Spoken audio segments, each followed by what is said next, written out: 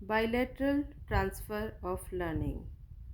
हमारा next topic है bilateral transfer of learning. VMOU के बहुत से बच्चे मुझे मिले जिन्होंने मुझे बोला कि आप हिंदी में रिपोर्ट बनाइए, इंग्लिश में थोड़ी सी दिक्कत होती है। इस बार मैंने हिंदी में रिपोर्ट बनाई है, आप देखिए। सबसे पहले आप लिखेंगे title bilateral transfer of learning, अधिगम का द्विपक्षीय स्थानांतरण। उसके बाद उद्देश्य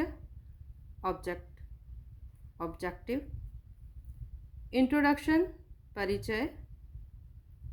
परिचय में आपको अधिगम के बारे में लिखना है। परिभाषाएं, अधिगम की परिभाषाएं 3 या 4 परिभाषाएं आप लिख सकते हैं। अधिगम के सिद्धांत, जिसमें थॉर्नडाइक का उद्दीपक अनुक्रिया सिद्धांत बहुत इम्पोर्टेंट है, ये आपको लिखना ज़रूरी है, जिसमें उसने मुख्य नियम और गौण नियम जो दिए हैं वो आपको लिखना ज़रूरी है।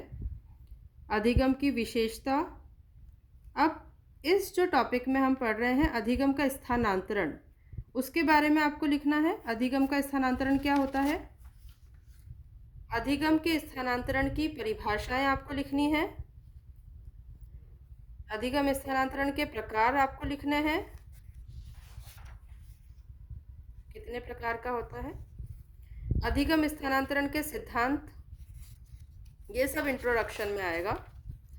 अधिगम स्थानांतरण की परिस्थितियों में बहुत ज़्यादा आपको डिटेल नहीं लिखनी है। साहित्यिक इतिहास, इस प्रयोग का क्या इतिहास रहा, किन किन लोगों ने, किन किन मनोवैज्ञानिकों ने पहले इसको करने की कोशिश की। देन प्रयोग की समीक्षा, रिव्यू ऑफ एक्सपेरिमेंट। उसके बाद समस्या, उपकल्पना हाइपोथेसिस, जो हमारे इस प्रैक्टिकल की हाइपोथेसिस है वो देखेंगे आप। चर वेरिएबल्स, इंडिपेंडेंट एंड डिपेंडेंट। प्रायोगिक कार्य योजना, डिज़ाइन जो आप बनाएंगे।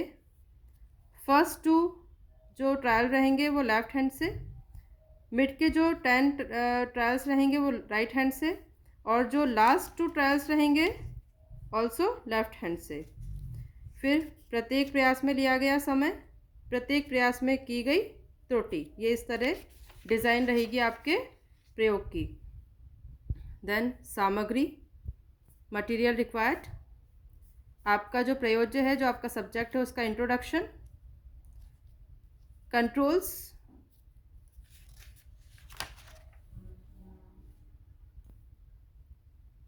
रैपर्ड फॉर्मेशन में आपको लिखना है कि आपका जो सब्जेक्ट है, आपका जो प्रयोज्य है, उसके साथ आपने किस तरह का सामंजस्य बैठाया है। निर्देश, जो आप अपने प्रयोज्य को, जो भी एक्सपेरिमेंट से रिलेटेड जो भी आपको उसको इंस्ट्रक्शन देना है उसके बारे में आपको लिखना है। प्रशासन, एडमिनिस्ट्रेशन, जो भी आप एक्सपेरिमेंट करेंगे उसके बारे में डिटेल आपको लिखना है।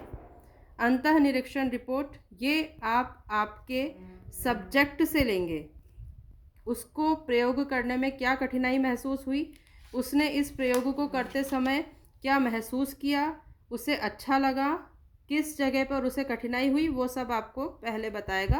प्रयोग करते ही आप उससे उसकी रिपोर्ट ले लेंगे।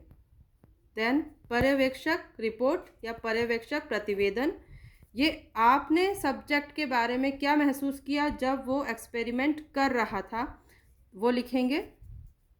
ये आपका मूल्यांकन है सब्जेक्ट के बारे में। देन मूल्यांकन, जो आप टेबल बनाएंगे, जो आपने डेटा कलेक्ट किया है, वो लेफ़्ट हैंड से किए गए ट्रायल, फर्स्ट 2 राइट हैंड से किए गए ट्रायल एंड लेफ़्ट हैंड से किए गए ट्रायल। लिया गया समय ये आप सेकंड में लेंगे, और की गई त्रुटियाँ।